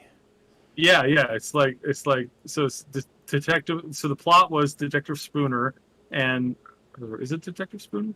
Yeah, Detective Spooner and the robot lady, the robot psychiatrist is like trying to help robots, deal with like self autonomy issues, and it kind of opens up with this robot family that's like decided to like move into this building, but they keep accessing things that they're not supposed to. That it was fine when they were like they weren't free, but they have to like keep telling themselves that they can't just access the power grid or the lighting system from their neighbors, or they can't just like play sounds at like really early hours, and he's trying to explain this, but then he goes back and he's kind of like on the outs with the psychiatrist because they're married now, but they're having some time apart because he's having issues with it and she's having issues with it, and then there was this cat involved and a robot cat, and yeah, it was like the whole thing. Yeah, it's Your subconscious had the need to create a sequel to iRobot to see, yeah, for and some reason. the funny thing is that wasn't what the whole dream was about. The dream was about something else entirely. The movie, sitting down to watch the movie, was only the filler in between parts of the dream. You live in a bizarre world. I know, But it's so it weird. reminds me. Did you ever see Bicentennial Man? Robin Williams movie. Oh no. I It's think from that maybe vaguely. It's from the '90s or something. I think I don't know. I watched it a long, long time ago. So it's Robin Williams, and basically plays an android who starts off as just kind of an android that is just a metal robot walking around, but becomes kind of self-aware, and then he has this guy who helps him like look more human, and he wears like a human face. So partway through the movie, at first it's just Robin Williams voicing this robot, and then later on in the movie he's actually playing the part as himself, because the robot now looks like him. Anyway, Bicentennial Man comes from the fact that he lives about 200 years, but he also lives through like the daughter of his original owner grows up and gets old, and so he lives. It's this process of this robot really. It's really weird that Robin Williams self-discovery. it's really weird that he's done so many like really heavy heady like heavy head movie. No, I think it's heavy heady movies. Goodness sakes, that's a tongue twister. But these like really cerebral, like deep thinking, slow movies that take a lot of time to sit and think about it. He did as many of those as he did comedies. He did, yeah. And He did quite a few like that the were last really movie deep. that he did before he passed away was a Christmas film that he did with one of my favorite actors, one of my favorite like younger actors at the time, and yeah, it was an interesting, really deep and very difficult like family movie to kind of like get through. But yeah, it was strange. Hmm.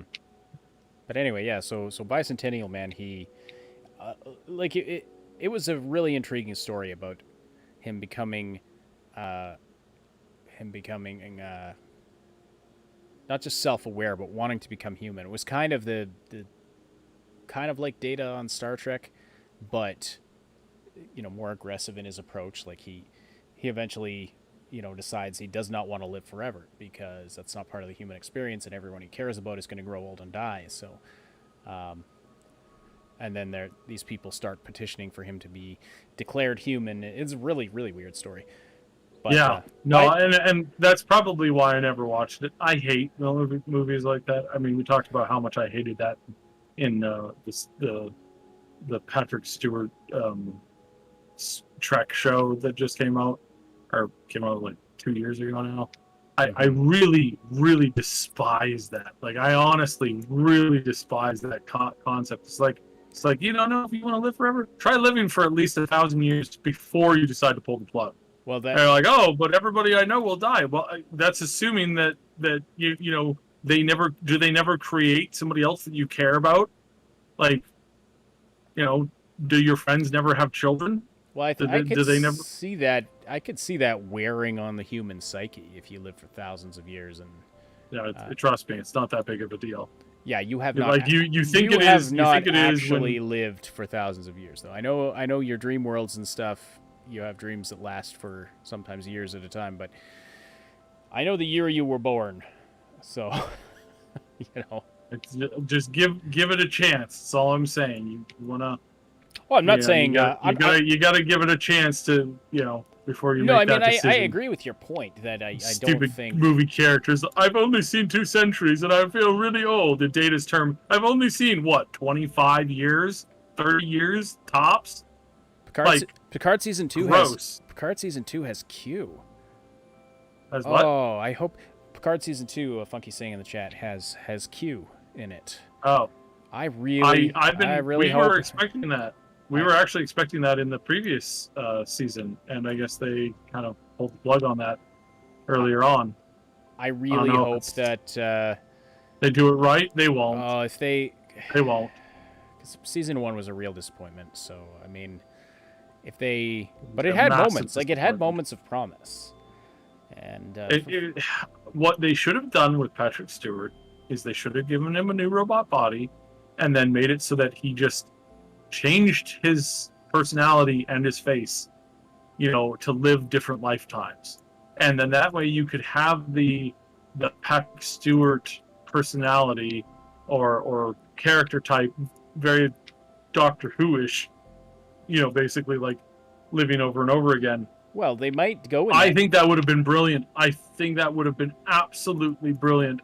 And then because you would be able to address these questions, and it would give us a whole new generation of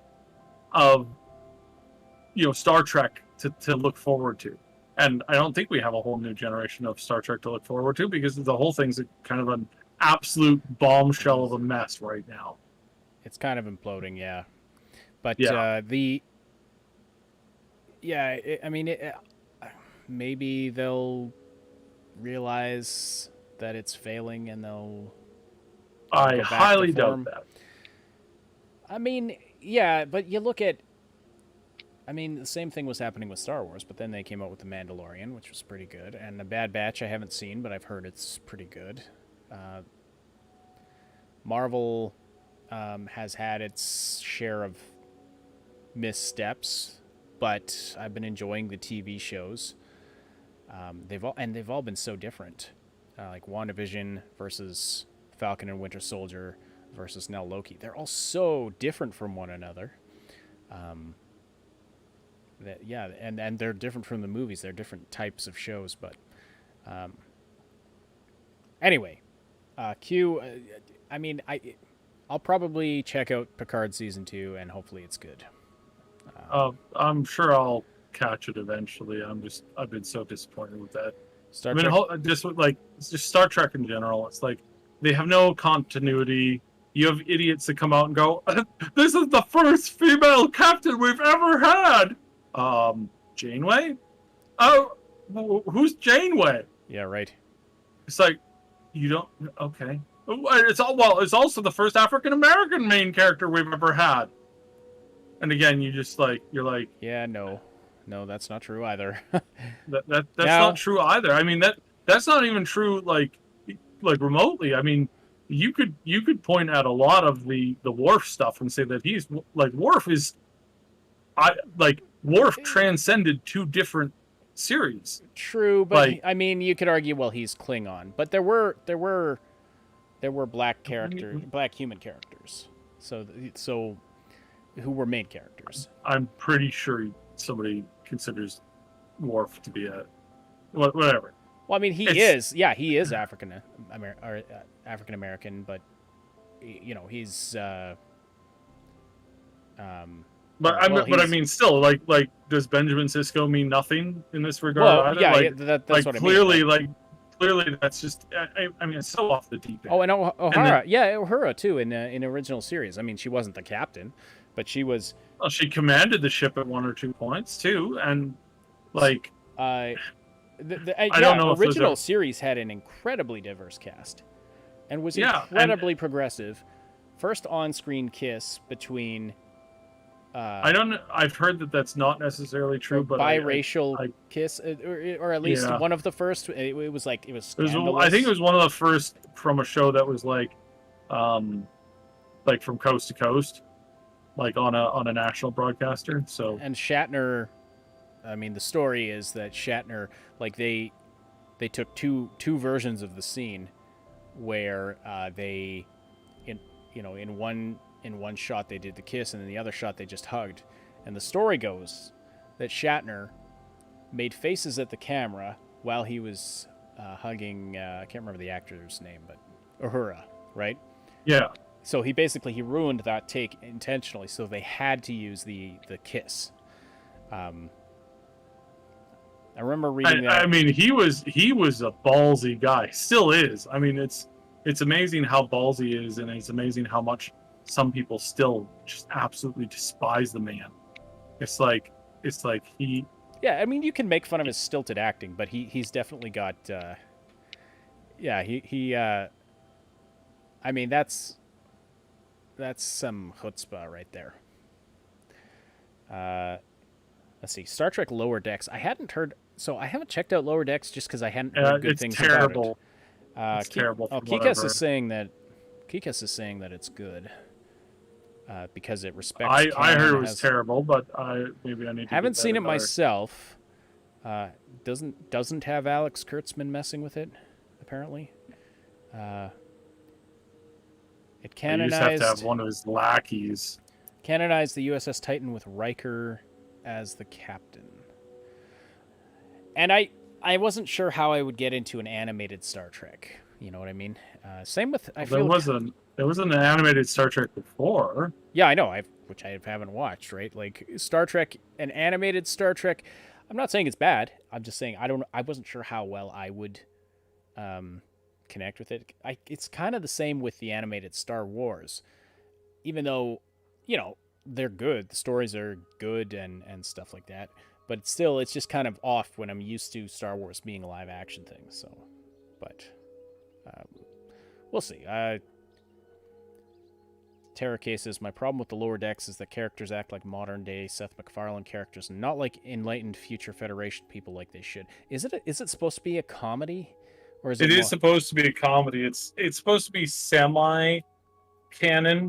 Like, if Worf showed up on that ship and walked into one of those rooms, it wouldn't, he wouldn't go from, the live action Worf to suddenly he's a cartoon version. Like, well, I mean, I was just thinking, I'm sure there's some science mumbo jumbo that might make that actually happen. An alternate. Oh no! Oh my goodness, we're 2-dimensional now. Yeah. What? Oh, but I can blow up my stomach and float in the air when I smell pie. I did find, I thought that it looked very Seth MacFarlane-esque when I saw pictures of it. I don't know, maybe I'll check it out. I don't know what services it's on, but I mean, maybe I'll check it out, just see if I like it or not. Yeah. No, I'd like another really good Star Trek that focuses on like a starship crew again. I think Picard had potential, but it was definitely a different kind of show. It was definitely darker, grittier.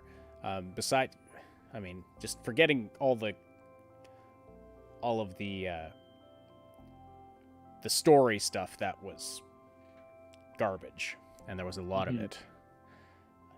I feel like a really good Star Trek show has a good ensemble cast, and you start to care about the whole crew as a group of people, as a family, kind of a deal. Voyager was great for that, and Next Generation was great for that, and Deep Space Nine too. Which I was surprised at how much I liked Deep Space Nine once I got into it. Deep Space Nine is easily one of my favorite. I think it is my favorite series. Like Janeway, Voyager is like, it has some of my like, they're both like evenly ranked in my head because it's so good. Some of those scenes are so good in Deep Space Nine. And some of the issues that they tackle are just brilliant, Mm-hmm. Like, yeah. Yeah, it was a really good show. It was a really good show. I mean, it got a little weird with the Cisco being the emissary. No, emissary the more I watch that now, the more I actually enjoy that storyline. I didn't enjoy it like when I was a kid watching it for the first time. But on rewatches, I actually very much appreciate that, and I very much appreciate. I hated the lady from the planet, not the main character, the lady who became the Kai. Yeah. And I despised her self-righteous thing, and I was like, oh, I just wish they'd get rid of her. They should just make her shuttle blow up and never have to deal with her again. But now in today's environment, like dealing with people that are the moral busybodies of my child, you just don't understand. I'm sure that someday you'll understand why we're making these decisions without your consent and forcing you to to jump into this thing. And I'm not a hypocrite at all, even though I'm completely and totally a hypocrite behind closed doors. It's like watching that just like makes me so angry. But now it's like I see this here and I understand it more so now than ever before. And it's really weird because there's so many of the writers that are behind the shows like Discovery. It's like those people don't understand what that was, and they now highlight this as good behavior. Like, it's one of the worst things was the guy who plays Archer did a special episode. It was this mini episode or whatever you want to call it, where they're like, oh well, he's an idiot, he was useless, and I mean, he just deserved to die because he was so dumb and he didn't listen to the brilliance that was the main lead character, who was just so much better than him because they weren't what he was, and they're just so much better. It's like, you take that and then you go and you look back over at the at the early days of Bashir, or at the first introduction of that one Barclay character in in TNG, but then he showed up throughout a whole bunch of the other series as well, and he just got better and better with age in that role. And it's like, yeah, that he would never have done that. He would never have helped save. He basically saved Voyager single-handedly when everybody was against him.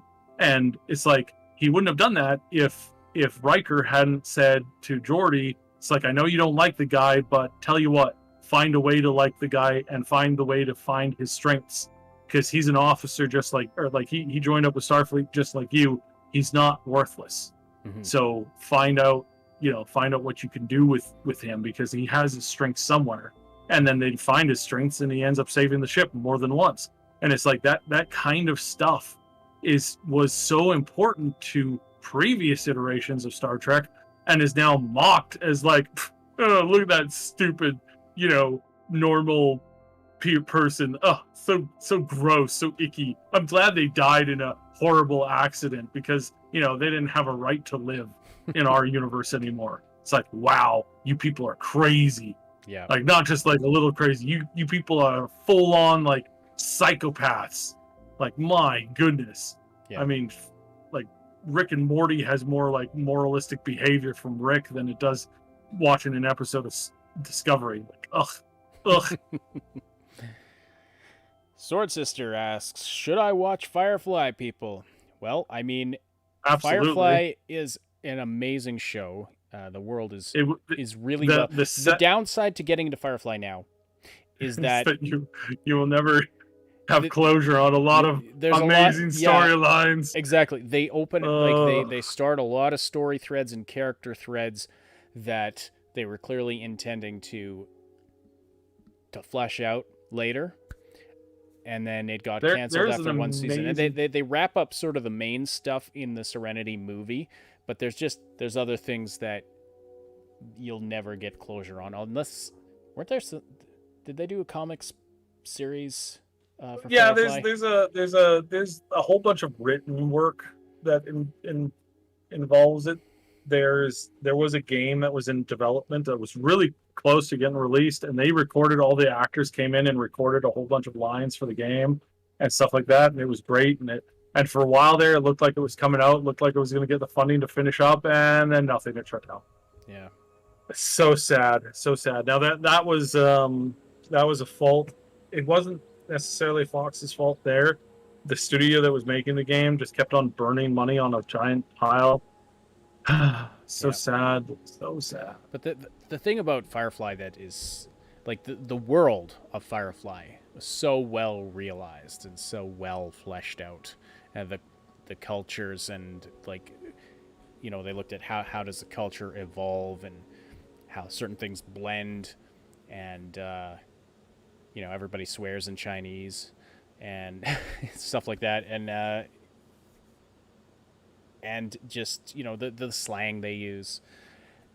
It's just so well set up, and how it's a space cowboy kind of. It's the most space cowboy of space cowboy type stories. But again, it's about a crew on a ship that you start to care about each one of them. And really, really well done characters. So, also Nathan Fillion, yes, he was amazing in that. Shepard. So they do explain Shepard Book's backstory in the comics. Okay, yeah, that's good. Yeah, I'm glad that they did that with a lot of Joss Whedon's properties. But again, it was hard to like. I wasn't sure if after watching a live show if I could get into a comic about the story, but maybe that's just an area that I need to expand my horizons a little bit and expand my, violate my own schemas and get into some of these alternate versions of stories that I enjoy. So with that, we should probably wrap up, Sype, hey? Yes, I desperately want to get to the grocery store before it closes. All right, well, thanks so much, everybody. It's been great hanging out. It's been great checking out this game demo with you. Terra Nil, if you're interested in that. I enjoyed it more than I was expecting to, so yeah, it seemed like a good, chill streaming game. But I don't know. I probably won't get the full game just because it's not the kind of game I'll sit down and play a lot, but there was an oddly satisfying conclusion to the whole, like, putting your technology down to reclaim the world and then gathering it all back up again and leaving things better than, like, leaving things lush and green and alive where it was just dead before, and then you fly off in your airship. So yeah, and it does have really, really awesome chill music. But thanks again for the great conversation. Slam that like button if you haven't yet, and you know, if you're watching after the fact, leave comments below. I'd love to hear them. Check out the Discord server, check out all the other things we've got linked below, the Patreon, the merch store, and hopefully we'll have Moon back with us next week when we do this again on Saturday. So yes, Sword Sister, we're finishing up. We've been going for 2 hours now, so sorry you came late. All right, and with that, we'll wrap up there. So take care, everybody. Bye for now. Take care.